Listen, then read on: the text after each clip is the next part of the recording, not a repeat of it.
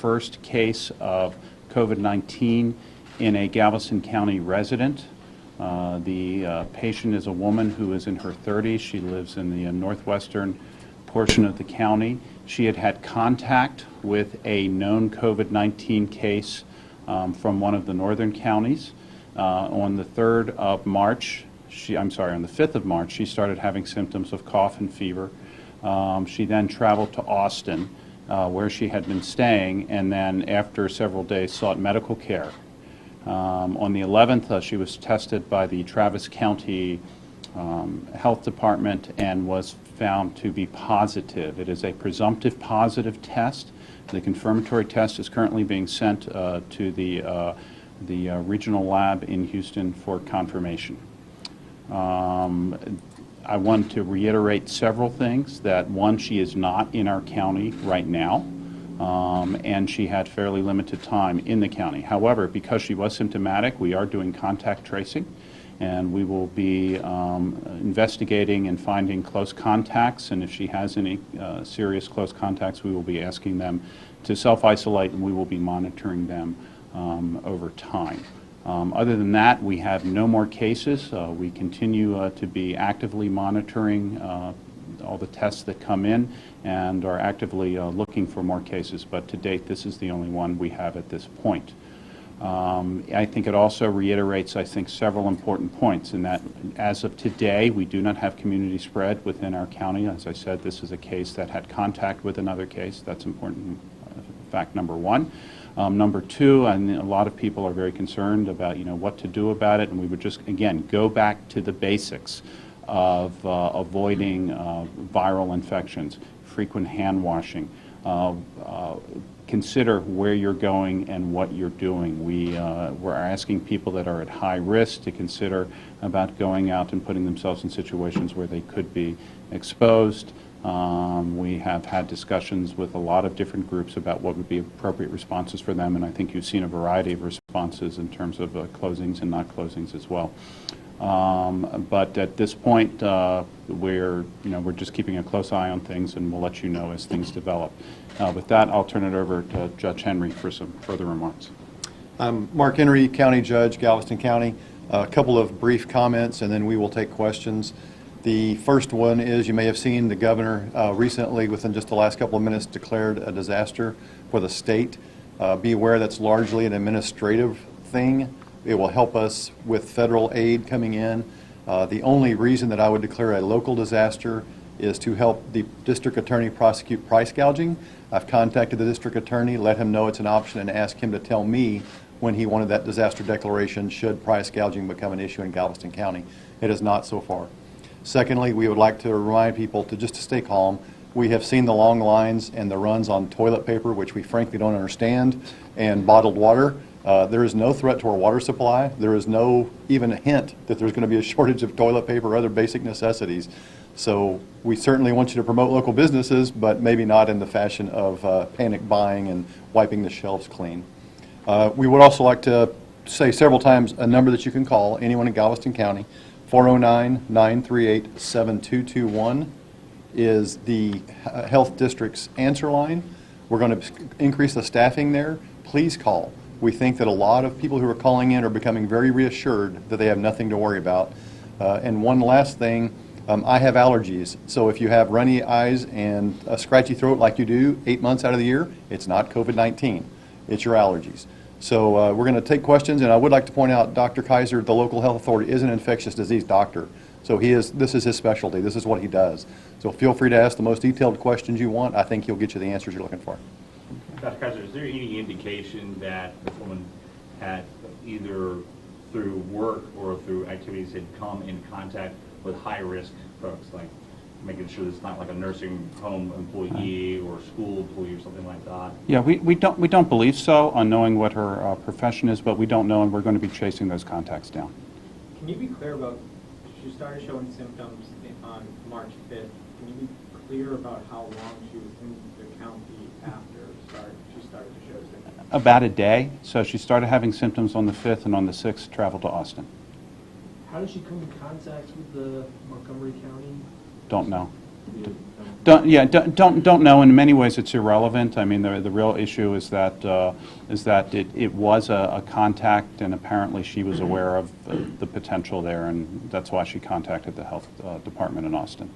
Because she was in, we're assuming that she was in contact with someone at the time, March 5th.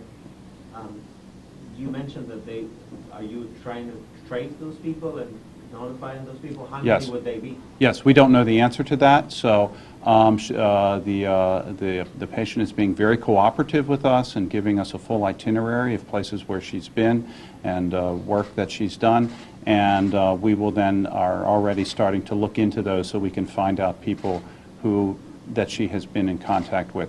Rest assured, we're very good at this. We do this with tuberculosis all the time, and it never makes the news. But you know, our staff is very good at being able to track down people who may have had contact from respiratory illnesses. If you find a person that was in direct contact with her, will that person get a test, an actual? No. So here's what we do with the testing, and I actually heard this with regard to President Trump. And so basically, being in contact enough is not enough to get a test, all right? Because what can happen is that you may get the illness, but if I test you today, you may not be positive. It doesn't mean you don't get sick 2-3 days from now. So getting a negative test doesn't rule out having an illness, all right? But there's no point to trying to get a test until we have a medical reason to do so. Does that make sense? Does that mean if a person that's being searched for as part of the epidemiological contact, Yeah. if they're showing symptoms? If they're showing symptoms, so here's the process of what we'll do. If we find people that we think are at risk, after doing a good assessment from them, we will ask them to self-quarantine, all right? And we'll ask them to stay home, and we will ask them to stay in contact with us and let us know whether they're having symptoms on a daily basis. If they start having symptoms, then we'll make a decision in conjunction with their doctor whether they need to get tested. Do you know how she traveled from here to Austin? I believe it was by car. Is she in Travis County right now? She's in Travis County right now. She is not in Galveston County. Is she expected to come here, or? We don't know the answer to that, and any travel back here will be done in collaboration with the Travis County Health District and us. To reiterate, she's self-quarantined. Well, she's self-quarantined, but the Travis County may put her under a quarantine order. And again, any travel back here, we will consider what the most appropriate steps will be and make sure that it is done in a safe fashion that doesn't expose anyone else. So just to be clear, this is the same, in terms of totals, you know, if we're tracking totals statewide or in our Yeah. county, this is the same one identified in Travis County, so there's not. That's correct. Here's our understanding of what's going on in Travis County, that they reported 2 cases in the news this morning, right? And this one would be one of them, and then there's another one, neither of which are from Travis County. So the way that the state of Texas counts these cases, they count you as from the county of residence. So when you start looking at websites and looking at official reports, you won't see these cases show up in Travis County. You will see one show up in Galveston and one show up wherever the other one is. Dr. Krebs, let me ask, since Judge Henry brought up about the kind of panic shopping that's happening there. Yeah. You talk about that just being in contact doesn't mean that. Can you explain how it really would transmit in most definitive Sure. ways? Because a lot of people Sure. seem to be thinking this is an airborne thing and just going to Right. come across the Right. room, but that's not the case. Right, so this is what we call droplets, okay? But, you know, in the vernacular, basically what happens is somebody sneezes or coughs, and then small balls of mucus and saliva get into the air, okay? Basically, you know, from a kindergartner's point of view, little balls of snot, all right? They come out, and they fly out, and then they fall about 5 feet, all right? So in order to get this, either one of 2 things has to happen. Someone either has to cough in your face, or someone coughs on their hands, you shake their hand, you touch them in some way, and then you touch your nose or your eyes. Or if I were to cough and cough all over the podium, and then, you know, it would have to be all wiped down and clean. Someone could potentially come back and pick that up again. So this is not something where just being in the same airspace is likely to give you infection. It really is people that are in close contact. Our understanding is that she was not out and about in Austin. But, we'll get more about that. And what happens in Austin really will be up to the Travis County Health Department. And can you confirm too that the UTMB has been designated as the city campus as a regional testing site now? I believe that's a work in progress, and I don't think they're open for business yet, but they probably will be in the next few days. Regarding the individual that she had contact with in Yeah. Montgomery County, of course, there's multiple cases there. Do you know if it was the first case that was reported in Don't Montgomery know. County? Like, with that, or Don't know. And one of the other things is, people are interested in a lot of details about that. One, we don't have a lot of details, and we're also going to be very cautious about giving out any details which could potentially out these people. So, I mean, what we've told you is about all we can tell you But when regarding you say those individuals. Direct contact, meaning that they were together at one point. Yes, that would, but don't put any, how should I put this? Yes, they were together at some point, but what does together mean? It doesn't, there's no innuendo there at all. Can you say Okay. what symptoms she was showing? She was having cough and fever. You say how old was she, the age range? She's in her 30s. What's the testing capacity like now? I mean, I know that's a problem all over the country. Right. And, I mean, do you have any indication that you guys are going to get more tests? And be Yeah. able to- So UTMB has been working on a local solution. They actually have their own test, which is up and running. So up until this week, all the tests that were done in the county would have to have either been sent directly to CDC and then to the regional state lab, which is in Houston. That was a significant bottleneck. UTMB has started doing their own testing. Right now it's fairly limited, maybe up to about 20 tests a day, but they are looking at rapidly expanding that, so hopefully in the next 2 weeks we can expand that capacity. Have you got any word from CDC about whether they're going to send more tests, or like the timeline for that? Well, they keep saying they're going to send more tests in the timeline, but the problem is the way they're allocating it, there's not enough to go around and the demand exceeds supply. So, Houston burned through their supply very, very quickly. when you say self-quarantine, I mean, I'm assuming she's not in the hospital and. Yes. Not in the hospital, okay, so how long will that take place? Okay, 14 days? so, no, for someone who's infected, what we do is we look for an end of symptoms, and by CDC recommendation, we will look for 2 negative cultures on that individual. This illness can last up to 21 days. So for her, it's going to be a longer time. For someone who's been exposed, who doesn't have the infection, a 2-week quarantine is adequate. And in those people, if they don't have any symptoms, there's no need to test them.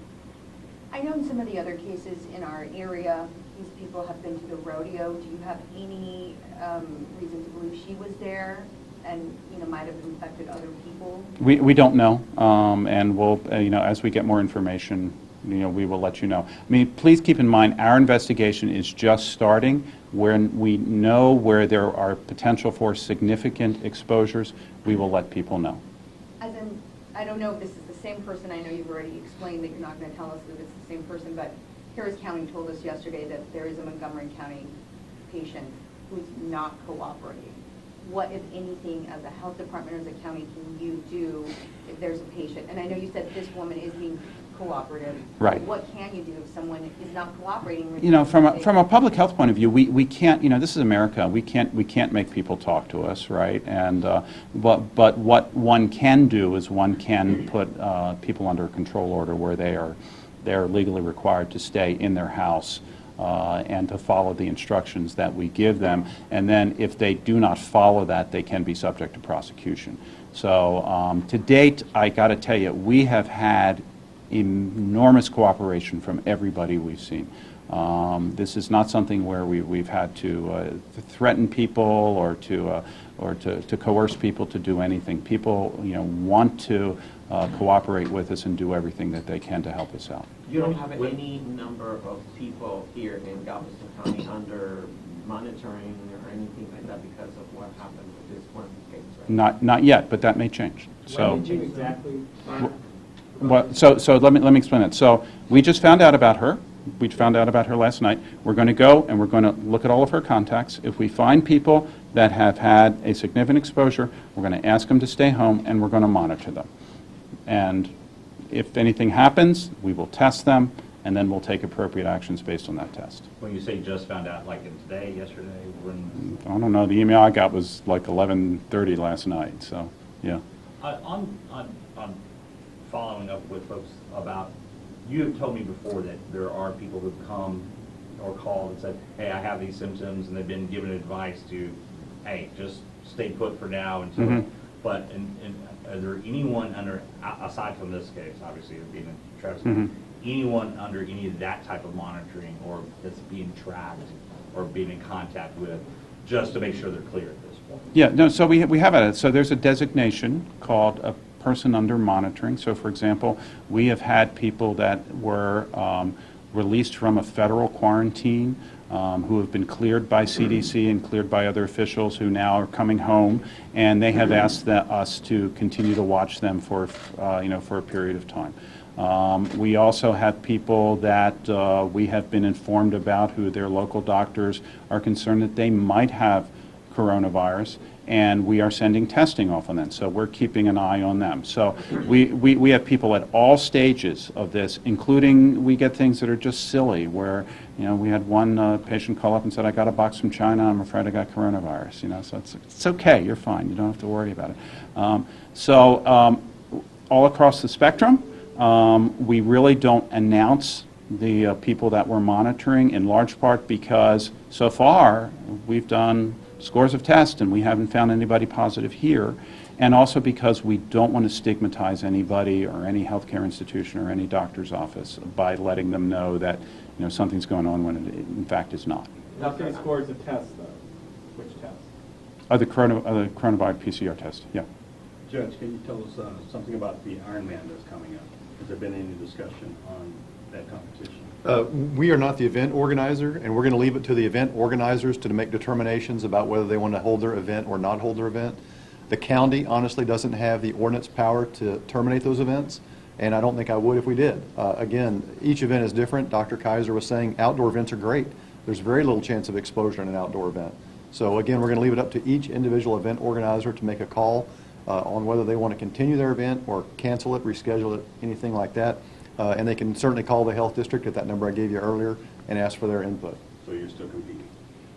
Yes, to the ability that I can compete, I will compete. Judge, just on a county basis here, jury selection for the rest of the month, the 2 days that's been canceled. Anything else you know of within county functions that have been canceled? Not that I'm aware of, no. The county is still open for business. We are just asking everyone to do the same thing we're doing, be sensible. If an employee shows up with a fever, send them home. Don't let them stay there. Don't let anyone come to work who doesn't wash their hands regularly and engage in good hygiene. So just be calm and sensible and do the things that you would normally do in a regular flu season, not just because of COVID-19. I would like to say one more thing. Just before we walked in here, we saw an email blast from a business claiming they can do a rapid COVID-19 test. We are unaware of any such rapid test. So this is another chance to call this phone number and say, we just saw this advertisement. Is this a legitimate test that we can go take? So we don't believe it to be legitimate without being able to research it further. Does that fall under it all with what you talked to the DA about price gouging on one thing? Does that fall under the DA's jurisdiction too? To go after people Should something doing criminal be sneakers? going on, yes. I'm not going to state something criminal is going on with this. We think that there's probably just a little opportunistic chance here to, we jokingly said they have a thermometer, that's the rapid test. So we're unaware of a rapid test is the point I want to make there. I know that you don't want to, you cannot give us that much information, and we understand that, but I'm sorry to pressure you on this, but this individual that you are talking about, there's no blood relationship between the one in Montgomery County. I honestly don't know the answer to that question. Dr. Kaiser, how long does, if you talked about the droplets, how long does that live on a surface? Yeah, so there's been new data coming out that suggests that it can live for hours, and depending on what type of surface it is, so for example, something like steel, it can last for up to 8 hours. Cardboard, it can last for a little less period of time. So it just highlights the whole concept of keeping things clean. The other thing that we've noticed is that there's also a run on hand sanitizer and also disinfectants. Soap and water works just fine. It works fine to wash your hands with, and it also works fine to clean surfaces with. Dr. Kaiser, you were on that panel at UTMB last week. Yeah. Of the town hall informing people about the virus. This was before it was declared a pandemic and before Right. we learned a little bit more about it. I guess I was curious, in that time period, have you learned anything new that the public should know about the nature of the virus or anything that, that's connected to it? Yeah, I think the most important thing that we've learned is that places that are unprepared are getting hit the hardest.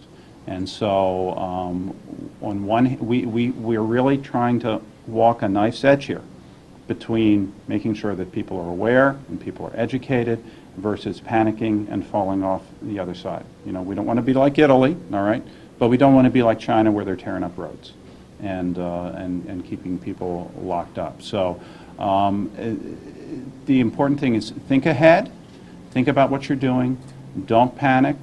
You don't have to buy 50 rolls of toilet paper. If this comes, it's going to be a long haul. So people that are worried about supplies, what we would recommend is just do your regular shopping and buy a little bit more of something that you might think that you need. If you have chronic medications that you need to take, talk to your doctor about getting a 90-day supply instead of a 30-day supply. If you're worried about not being able to come out and see your doctor, ask him about ways that you can communicate through telemedicine or over the phone. I mean, those are the kind of things that we're really asking people to do. We're most concerned about the elderly because those are the ones that suffer the most with this. And so we would ask families to consider about what they want to do with, with grandparents and supporting them so they can minimize contact outside, and maybe rethinking family events and rethinking how they do things. It doesn't mean you have to cancel things. It doesn't mean you have to, not do things. It just be mindful, and the mindfulness is it's out there. It gets on your hands. You pass it off by coughing on people or by getting it on your hands and passing it to someone else.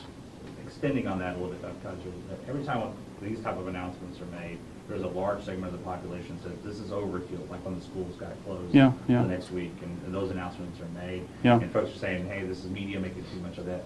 What do you say to those folks, also to you, Henry, to folks that are saying, no, this is overkill, we don't need to be doing this, all of this stuff right now? I think it's a lose-lose situation from people in leadership positions because of that sort of thing. So like I said, it's a very fine line. I think for the most part, our federal government has done a good job in trying to keep things out. Much of what you see that has happened in the past was based on the strategy of keeping it outside the borders, okay?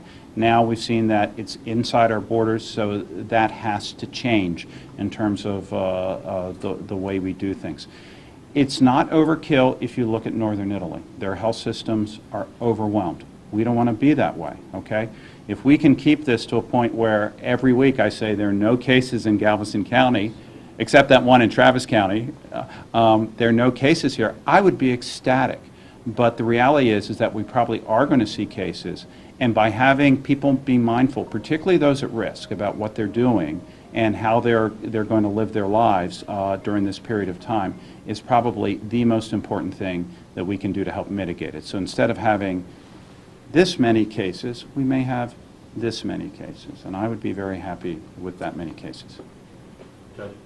What was the Do you have question? any I was at, every time there's an announcement of some type of closure or event cancellation or something like that, there's a lot of talk of, hey, this is overkill. Oh, sure. And as someone in your position, And that's exactly why we've tried to strike the tone we have of we're not going to cancel anything. The county's still open for business. We would encourage you to do the things you should be doing every day of the year. Practice good hygiene. That's it. If you're sick, stay home. See a doctor. Get a test if you feel like you're symptomatic and may have had exposure. But other than that, we are trying to calm people down and not go too far. but for like schools and colleges that have made the decision, there's not an objection. They have been consulting with folks, but there's not anything from your side where you say that those are not good decisions? There may not be a decision I would have made, but I wasn't consulted. I don't work for the school district, and they don't report to me or vice versa. Yeah, I would like to say something about hospitals. You will see hospitals coming up with rather draconian measures right now, or it seems like harsh measures of limiting contact. But keep in mind, they have a whole hospital full of extremely high-risk individuals, and so the goal with that is to keep potentially sick people or from getting this virus and getting extremely ill. Judge, have you had any conversations with the Port of Galveston or any of the cruise lines about cruise passengers coming in and out of? No, we have not. I'm not aware. They're certainly welcome to call. The health department would be a better place to call than me, but we've not had any conversations today. Yeah, we've actually, they actually contacted us. The Port of Galveston contacted us, and we went down and visited the port. We had conversations with the cruise lines, and then the Coast Guard initiated a tabletop exercise on what to do if something happens. It gets difficult because there's overlapping lines of authority. So while the ship is at sea, it belongs to the Coast Guard. While they're in port, while they're on board ship, it's a CDC jurisdiction, and it's only when they get off the ship and onto dry land that it becomes a Galveston County issue. The most important thing I can say about that exercise, I think we opened up really good lines of communication, and now particularly that the federal government has done, had the ship out in California, I think we'll have a lot of good experience if we should face that problem here. Judge, just to follow up on that, you referenced the panic buying earlier. We've interviewed folks who've said the reason they're panic buying, they're not even afraid of getting sick. They think that something will happen with supply chain, and they spoke about the port specifically. Can you address those concerns? We're not aware of any such thing. Now, I'm not in the distribution business for local grocery suppliers, but we're not aware of anything that would suggest rationing or limited supply of anything. So, I mean, again, I'm glad you're supporting local businesses, but I don't know that it's necessary. Do you have any other questions? Okay, we'll go ahead and wrap things up then. Thank you all Yeah, very and we much. will let you all know if we have further updates in the future. Thank you all. Thank you.